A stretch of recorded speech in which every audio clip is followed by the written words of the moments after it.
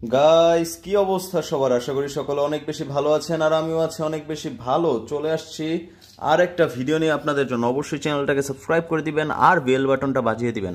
আপনাদেরকে খুব ইম্পর্টেন্ট একটা কথা বলবো মাছকে নিয়ে। এই যে এইভাবে কিন্তু প্রতি মাসে না, প্রতি 10 থেকে 20 দিনে একবার করে অ্যাকোরিয়াম পরিষ্কার করতে হবে। প্রতি 7 দিনে একবার অ্যাকোরিয়ামে 20% পানি কমিয়ে দিবেন। তো আমি এইবার একটু বেশি করছি, কারণ আমার 1 মান্থ হয়ে গেছে। 1 মাস পর পর 20% পানি রেখে বাকিটুকু ফেলে দিবেন। এই যে আমি দেখেন এতটুকু পানি রেখেছি, বাকিটুকু ফেলে দিচ্ছি। আর ভিতরের কাজটা পরিষ্কার করছি। আর এই যে এখানে শ্রিম্পের অ্যাকোরিয়াম, এটার ভিতরে বেশি হাত দেওয়া যায় না, তাই যেমন আছে তেমন রেখে শুধুমাত্র 1 মাস পর পর 30 থেকে 40% 1 মাস পর পর পাল্টাবেন। আর প্রতি মাসে হচ্ছে 10 থেকে 20% পাল্টাবেন। 15% পাল্টালেও ভালো হয়। তো মাছগুলোকে দেখতেই পাচ্ছেন খুব সুস্থ আমার এখানে। এভাবে রাখলে মাছ সুস্থ থাকে, ভালো থাকে। আর এই যেগুলোকেও দেখতে পাচ্ছেন।